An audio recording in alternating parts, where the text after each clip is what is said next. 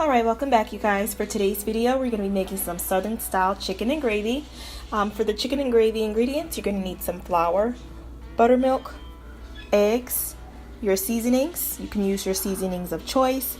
I do have here some garlic powder, garlic salt, cayenne pepper, paprika, and a little black pepper. First thing we want to do is grab our eggs, 2 large eggs.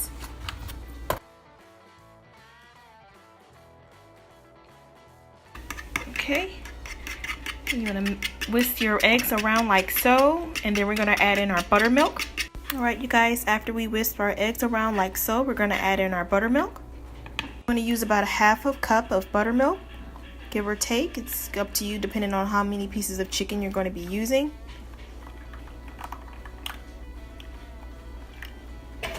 And whisk that all around here.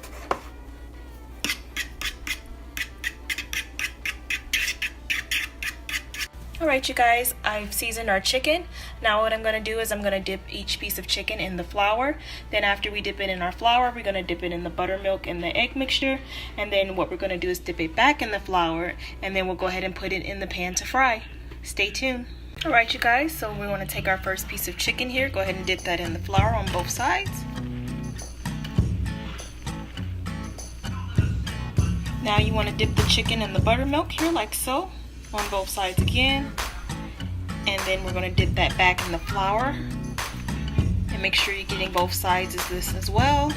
Really good, coat it very well,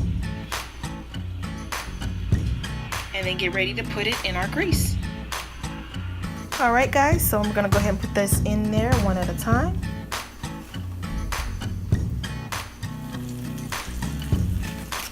Alright, you want to flip it over before it gets too dark. Kind of flip it over here. Do that for both pieces of chicken. Alright you guys, I went ahead and added in our kale greens, and I have our chicken here frying.